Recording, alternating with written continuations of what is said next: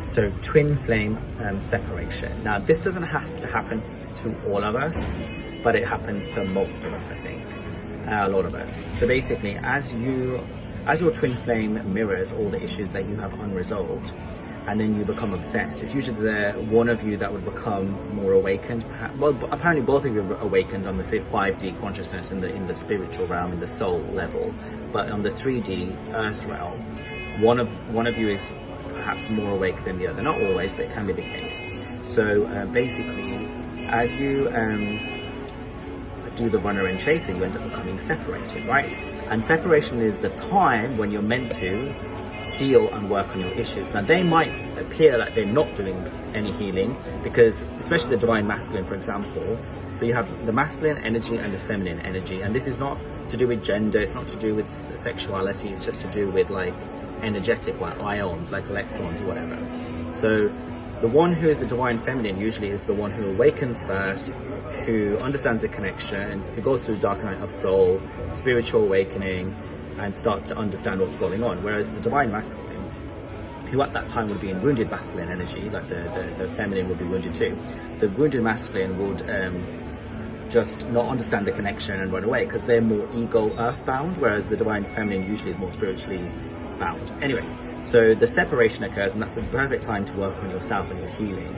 And that's when I started to see various sort of twin flame healers and coaches to work on childhood issues, inner child wounds, and getting myself into 0 point, which I'll explain what that is.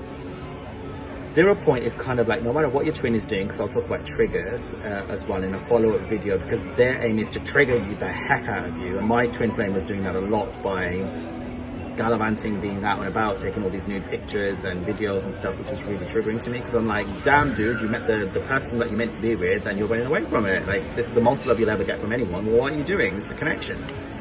But obviously he couldn't handle it, which is, it is atomic energy. It's really, really nuclear and massive.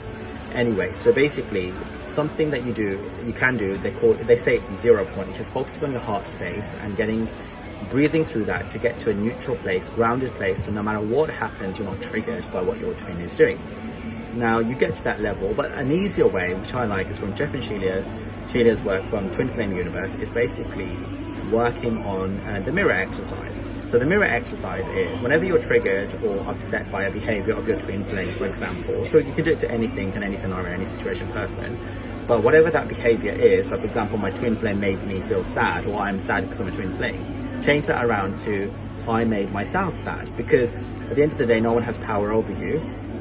You flip the pronouns, focus on yourself, and then you work on the inner child. So what does the inner child that is sad, what does he or she or they need? And they need affirmations, they need love, do they need God's presence, the universe's presence, whatever, interchangeable words.